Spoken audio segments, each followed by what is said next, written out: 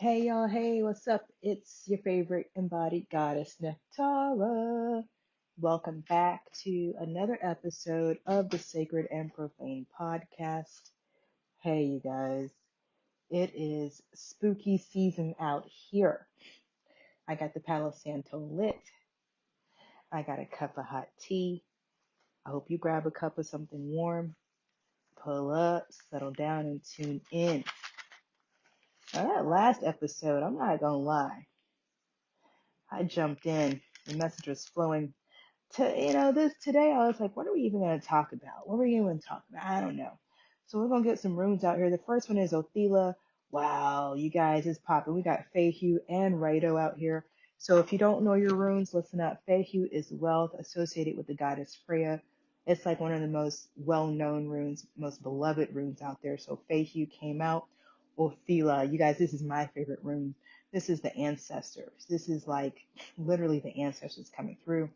And then Raidho, however you pronounce it, is the wheel, but it's also like the rhythm of life, right? It's like the natural rhythm. So if you're into tarot, it would be both the wheel of fortune and the chariot together. It's very, very powerful rune. So Fehu, Othila, and Raidho. So we start off by giving thanks to the ancestors. Thank you so much, spirit guides, archangels, ascended masters, gods and goddesses, and of course, all praises to the Most High. Eternal gratitude to Ra, eternal gratitude for Ma'at. Again, for this conversation, there's always so much that wants to come up, wants to come out, and I really just wanted to put myself in the service of the divine and say, oh, what do you guys want to talk about tonight? And what I really believe wants to come through is a conversation about the ancestors. Okay, so we're gonna jump into all things ancestral. It is their season, by the way. We'll talk a little bit more about that.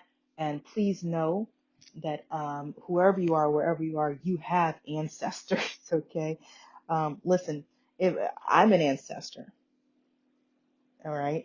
Now let's go ahead. Let's dive in, and then we're gonna go deep and then come back up. In a lot of ways, we're all ancestors. Okay. If you want to really get real into it, there is no past, there is no future, there's only the present. Okay. And then that being said, um, you exist somewhere else as well as here. That's a funny way of saying it, but that's how I'm going to put it for now. And so, in a lot of ways, you are an ancestor. Okay.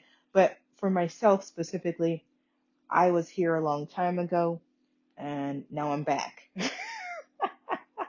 I was here a long time ago and I'm back, but I've also been ahead and come back. Okay. I've moved in all the directions and come back. Now, look, if you're listening, and I hope you are, I just told you there's no past and there's no future, but then I just told you that I've been back from back and forward. Okay. So you make of that what you will, but if you know what I'm talking about, you know what I'm talking about. Time is not linear, it is quantum. And that's what we're going to say about that. To the ancestors, though, man, I gotta tell you, um, I remember the first time that I came across the idea of an ancestor altar. Can I tell you that I didn't get it?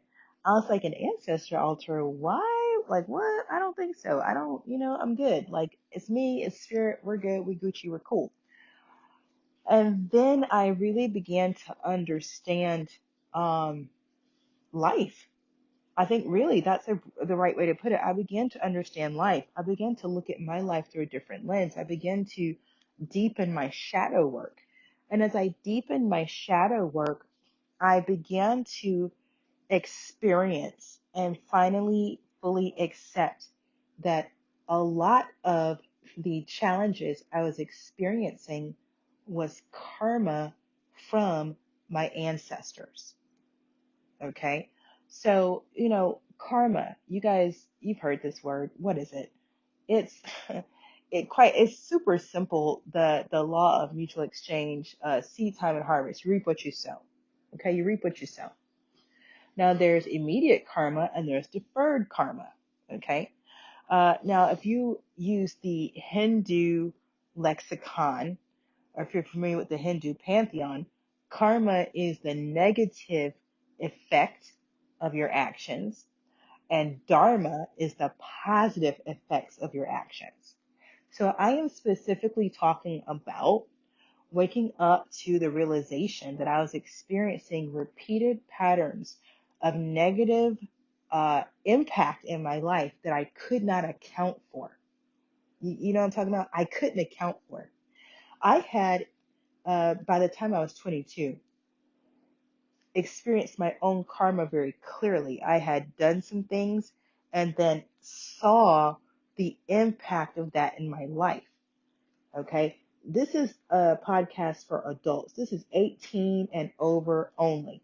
This is a good time to remind you that every single episode of this podcast is a trigger warning, and this is no exception. Okay. So if you cannot manage your emotional response to the things that are sacred and profane, this is a great time for you to change the channel. Okay. So when I was in my 20s, I found myself in an abusive relationship. Now, let's be clear. Uh, I was in my 20s. I was absolutely living a lifestyle that was the opposite of healthy and the opposite of sober. Okay. And I was at a point in my life where I was so, um, mm, I was so hurt and so angry at my experiences in life up until that point that I was a literal fuck you to the world, to everybody, including myself. And I think that's something that we have to be honest about. You know, there are times in our life, you know, where we're like, oh, fuck this, fuck that. And it's valid, right? And I think some of you will resonate with me in this experience when I say, okay, look, at this time, I was just a fuck you to everything, even me. And so I was making choices that were extremely dangerous for me, extremely dangerous for me. And because the choices were dangerous for me, they were by default in like dangerous for the people around me. Some of you know about this. Some of you have family members who are in this cycle right now and you've had to distance yourself. Some of you have been this person like I was and your family distanced themselves from you. Um, you know, wherever you are, look, and some of you are like, I don't know what you're talking about. Wherever you are, just know that this too shall pass and that you are creating your own reality. So in my early 20s, and I do mean like 19, 20, 21, right? I was just making really, really, really shit decisions. And I can say that now with no judgment that they were just poor decisions. One, I wasn't making decisions sober. It's difficult to make a good decision when you're not sober. And the type of substances that I was abusing were extreme. Okay. So I was the abuser in my relationship. And one day I caught myself. I literally caught myself. It's like I woke up from a bad dream and I was like, what the hell am I doing? Who have I become? I am hurting someone. This is not okay. And I said to this guy, right, because it was a guy, I said, hey, I am hurting you. This is not okay. I don't like this. I don't want to be this person. I don't know what to do. I'm going to get help, but I don't think this is a healthy relationship. I got to go. I got to go. I'm hurting you. So we broke up. I moved out. I moved to a different state, as a matter of fact. And look, the guy called and said, "Oh, I forgive you. Come back, come back." And I said, "No, I need help. No, no, there's no coming back from this. It's not a forgive me thing. It's a, you know, I need to get help thing." And, and I got the help that I could at that time. And I'm going to say it like that as well. Again, if you resonate with what I'm sharing, then you know that substance abuse sometimes is layered. It's complex, what causes us to become dependent on substances. And so our healing journey is layered as well. Sometimes it takes years to peel off the layers that are there holding these behavioral patterns in place. And so the very next relationship that I was in, the man was abusive towards me. Now, I'm not saying, please listen, please understand. I'm not saying if you're in an abusive relationship, I'm not saying that's your karma. I'm not going to say that. I'm just saying that when I was in an abusive relationship where I was being abused, I connected it as my karma for being the abuser in a previous relationship. Okay, a couple things about that.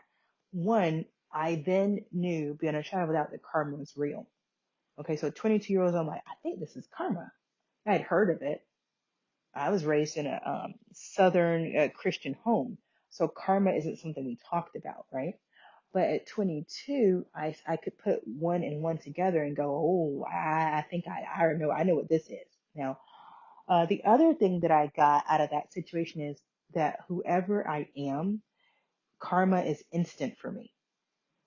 It's not like, oh, I think, no, no, no. Again, there's immediate karma and deferred karma.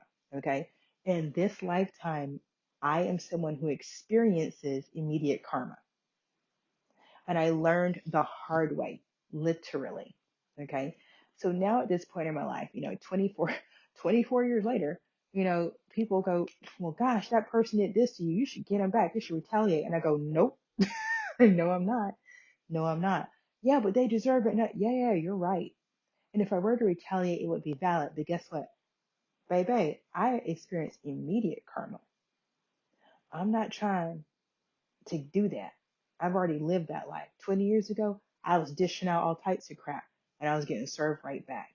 I'm tired of that. I don't do that no more. Okay. I let my ancestors fight my battles. And that's why we talk about ancestors right here, because somebody needs to hear this. Okay. So karma. I know what karma is. I know what it looks like to make a mess and then have it served back to me. So somewhere along the line in my life, I began to notice there were negative patterns on repeat in my life that I could not account for. Okay, so I could account for that abusive relationship. Duh, 1 + 1 = 2. But I was seeing some stuff in my life happen, and I didn't do it. It wasn't me. But I was still dealing with the karma. And it wasn't until I really sat down with my spirit team and I sat down in that stillness, right? That meditation point, and I said, what is this? And I heard very, very clearly, oh, that is from a curse that somebody put on one of your ancestors. And I said, well, what is you talking about here? And why is this happening? This really had me deep in my spiritual practice. It had me jump headfirst into the world of magic. Okay, I had dabbled in magic before. I thought, oh, I'm gonna do this. I like nature, you know what I'm saying? I love making things grow. I'm a witch. Okay, look, that ain't the same as practicing magic. Let me tell you. But when I really got what life is about, the truth about life, when I really allowed myself to sit down with, no one ever really dies. Shout out to the band Nerd. If you guys know NERD, Pharrell Williams back in the day, shout out to that. To y'all who know, no one ever really dies. When I really got the reality of eternal life, then I began to accept that when people die, all they do is they lose their body. That's it. And that means that any karma they had coming to them, that they may have died before it hit, it just gets deferred until their next embodied progeny, their child comes along. Okay? So nobody's dodging karma out here. Whether you believe it or not, you're not getting away from it. You're just not. So look, depending on what you do, it's immediate or deferred. Okay? I told you in this lifetime, I figured out the hard way. My stuff is immediate. I don't like it, but I'm not mad about it. What that means for my offspring is they're not going to deal with my karma because my shit's immediate. I spit in the air, it lands in my face, boom, boom. That shit is done, it's cleared, it's dealt with. My kids don't have to deal with my unresolved karmic debts. Okay, that's a plus. That's a good thing. That's good for my kids. That means when they come of age and they're living their life, they're dealing with their shit, not mine. Okay? Now, that's just not what I got. My ancestors were people who practiced magic. They just were. So you could say that the fact that I'm a magician, I practice magic, it's in my blood because it literally is. It literally is. And you can use magic for all kinds of things in case you didn't know. Now, I'm not going to sit here and talk about white magic, black magic. I don't do that. I will say that you can use magic to benefit yourself. You can use magic to stop somebody else. You can use magic to make something grow. You can use magic to heal someone or something. You can use magic to make someone sick. Okay, all magic is the intentional manipulation of energy to change an outcome for a desired result. I'll say it again for those of you who are stuck on Disney. Okay, magic is the intentional manipulation of energy to influence an outcome to receive a desired result. There's so many different ways to practice magic, to perform magic. Okay, it can be as easy as believing something is true or believing something is not true. It can be as simple as speaking something. You can light a candle. Some people stare at bowls of water. Okay. There's as many different ways to practice magic as there are stars in the sky. I mean, really, really, really. My ancestors were people who practiced magic. They did things for their benefit and they did things to stop others. At some point, my ancestors racked up a lot of karmic debt. I wasn't there, but I do know this. When I was born into this life, I inherited a lot of karma that was not mine. Yet, to live my best life, which I'm doing now, by the way, to live my best life, I had to resolve it. I had to resolve it. I had to resolve it. I was living under a curse that somebody put on my ancestors. It just bled down through the generations. And like some people inherit money and a house or, a car or whatever, I inherited magic and a curse. That's what I got. So it took me most of my life to figure out how to get rid of that curse.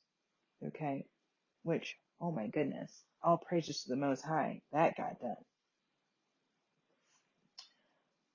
One of the ways I was able to do this was by finally building an ancestral altar, going to my ancestors and saying, I need your help to undo this thing that you did. Because I wasn't there. You know what you did. You know what you did. Now help me undo it. You gotta help me undo this thing. In doing that, I also learned a lot about the other side. Now, I am a psychopomp. Okay, that is somebody who supports souls in transitioning from one realm to the next. That's a nice way of saying it. Okay, you guys know the story of the ferryman, right? Who takes the souls to the underworld. That's one of my jobs. Except for I move souls back and forth and all around. Okay, so sometimes a soul is in the underworld and they've completed enough of their karma down there and they actually get to move back up to this realm. I move their soul up here. I move souls from here to there. However it needs to be done, I do my job. I do my job. So I was familiar with the other side, but not in this way. See, being a psychopomp for me is a lot like being a bus driver or an Uber driver for souls. Okay, I pick you up at a location, I drop you off at a location. I don't ask you any questions. That's not my job. My job is not to ask you questions. My job is to get you from here to there, and I do that, and I do it well. Okay. Working with the ancestors, however, asking for their help, it gave me a very different view of life on the other side. So again, as a cycle pump, I'm just picking people up, dropping them off, right? Working with the ancestors, I really got to get into life on the other side, because there is life on the other side. It's just not life as we know it. There's life. There's places to live. There's communities. There's arguments. There's conversations. There's bets. There's all kinds of things happening on the other side. Not too unlike what's happening on this side. It's just that no one has a body. Go figure. Go figure. And because no one has a body, yet things are so similar, there are some things that the ancestors cannot do without our help because they don't have a body. Go figure. Just like there are some things that we can't do without their help because we do have a body. Listen, there are times in life when you need something to be done, and the best way to do it is from the other side. How I want you to picture this is cause and effect. The realm of cause and the realm of effect. As above, so below, as within, so without, for those of you who understand that. So in the realm of cause, which is the spirit realm, that's where everything starts. And then it comes to pass, or it shows up tangibly in the realm of effect. Working with my ancestors, I got to go to that realm of cause and see the conversations, the deals, the handshakes that end up being the what had happened on this side, right? So when you're on this side, you're like, I don't know what happened. That was weird though. I don't know. It just worked out. Or I don't know what went wrong, right? That's what you see over here.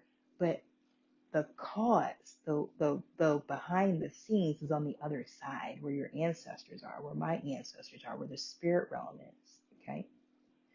Now look, everybody has ancestors. And just like you got the holidays coming up over here in the Northern Hemisphere, the holidays, you have the relatives that you love because they're so funny and they bring the best food. And oh my God, Aunt so-and-so can make the world's best mac and cheese, right? And then you have the relatives that are like, oh my God, why are they like that every year? They show up just already tore up when they get to the freaking dinner. And you're like, how are you drunk at 10 o'clock in the morning? Anyway, I come from a Navy family. Maybe it's just me. But y'all know what I'm talking about. We all have ancestors that are great. And we all have ancestors that are just, they some thugs. They some thugs. They just are. That's the other thing I learned from working with my ancestors. Just because you die doesn't mean you become a better person. I don't know. I think Christians perpetuated that lie, right? You die, you go to heaven, you become an angel. That is not true. Don't believe that. You die and you are in death how you were in life. So if you were a jackass when you were alive, you're going to be a jackass when you did. And that's just what it is. If that is not a reason for you to get your shit together now, I don't know what is. Nobody wants to be a crotchety old ghost. Don't do that. There's a Scrooge. Remember the story of the Christmas Carol? And Ebenezer Scrooge and his dead partners, Jacob Marley. What was his brother's name? I forget, but y'all know those ghosts were just nasty. That's what's true. That's what's real. If you're nasty in life, you're going to be nasty in death. Don't do that to yourself. Don't do that to your relatives. Because what happens is your nasty ancestors will be on the other side telling you nasty things so you can be nasty like them. Isn't that crazy? It's crazy, right? I'm putting this in because I also don't want you to think that you're going to build an ancestor altar and things are going to be so great and rosy and sunshiny. It's not. You're going to build an ancestor altar and then you got to connect to the ancestor that you like the most. You got to connect to the ancestor that you know had good intentions because that's who you want to get guidance from. That's who you want helping you on this side. That's who you want to get your how do I resolve my karma guidance from. Okay. Why an ancestor altar? Well, I mentioned that life is kind of the same over there as it is over here. They just don't have bodies. So they need currency. Your ancestors need currency, energy, energy. It spins, it moves things here and there. Okay. The challenge is over here, we have natural currency flowing through our body. Our heart is an electrical pump. It's like boom, boom, boom, boom. And it fires all the wires in our body. We are our own currency. And then most of y'all go to work and you let them harvest the energy off of you in exchange for a paycheck. They call that paycheck currency. I beg to differ. Anyway, that's a conversation for another day. The bottom line is you are a walking electric phenomenon. Your brain works off of electricity. Your heart works off electricity. Your neurons fire. Synapses connect. That's all electrical impulses, love. Period. That's why when your heart fails, they use electric paddles to shock you back because you stop firing. The electric is stopped. So they reintroduce electricity to your body, and whoa, my God, you're back. So cool. So cool. Okay, your heart's like a little battery. It's so freaking cool. You have natural currency because you have a body, baby. You go to the other side, you still need currency, but you ain't got no body. What do you do? Listen, you guys know, me encantan los Latinos. Samhain, if you're a pagan. El Dia de los Muertos, if you're Latino. You're ofrenda, your ancestor altar. That's how they get currency. You put their picture on your altar. You light that white candle. You got your water right there. You know what I'm saying? That's their currency. That altar acts as a body for them. That candle, that water, those elements you put on the altar, it provides currency for them. You guys know, I went deep. My ancestors, I give them Joss money, ancestor money. I want them to have money to spend on my behalf on the other side. You kidding me? They got to grease hands and make deals just like I do. I need to make sure their pockets are full so they can really get it done. My ancestors some thugs. I keep a knife on my altar. You never know. You never know. Okay? You never know. There's always a knife somewhere near my altar. They know where to find it. Okay? Every now and then my ancestors like to smoke. I'm not going to tell you what. You fill in the blank. My dad's birthday, he gets a little whiskey because he likes whiskey. If you know, you know. The spirits, they love spirits. The point is, if you are experiencing repeated negative patterns that you cannot account for, call on your ancestors. This is ancestor season. Uh, I'm like a child of the world. So ancestor season for me starts with Mabon on September 21st. Normally that is also the beginning of my Halaya right in there, which is where I do ancestral karma clearing, Tarpanon, if you're familiar with the Hindu version. Okay. And then it runs all the way through November 3rd. Okay. So you've got Samhain on the 31st, All Souls Day, All Saints Day. And then boom, from November like that, September 21st, November 3rd, I'm working the ancestors. We're doing karma clearing. I'm making sure they got what they need on the other side. Whatever they need. And I'm at, what do you need? What do you need? What do you need? You need more candles? What do you need? You need more water? Keep the water fresh, right? You want to blow smoke? You want to drink? What do you need? You need a knife? What do you need over there? Right? So for some of you, depending on who your ancestors were, how they moved and what they did, you may have inherited their karma. It's worth checking. It's worth checking. You might not be able to ask you the people who are alive, because you know how living people be. They still trying to look good. The dead ain't got nothing to hide. All right. You go ask the person alive, they go, no, no, your grandmother, she was fine. She was fine. Don't believe that. Okay. What you want to do is light a white candle and sit down and call your ancestors. Say, look, I'm asking for my ancestors who are closest to the purest white light to come assist me. And let that ancestor come to you and ask questions. What do I need to know about my family? What do I need to know about my lineage? Is there anything that I'm dealing with that you guys can help me with? And then let them walk you through that. Okay. If you don't have an ancestor altar, please, please, please, please, please set up an ancestor altar. Find a place in your home that is kind of like, it's not, you don't want it in a corner because they want to be involved in your home, right? but you also don't want it like in a place where it's just going to be way too much traffic. So I highly suggest that you sit in meditation and to discover the best place to put your altar up, okay? And then clean it. Make sure it is clean. You can use lemon and vinegar. You can use, if you like Florida water, you can use Florida water. Clean that altar. If all you have is a white candle, that's enough.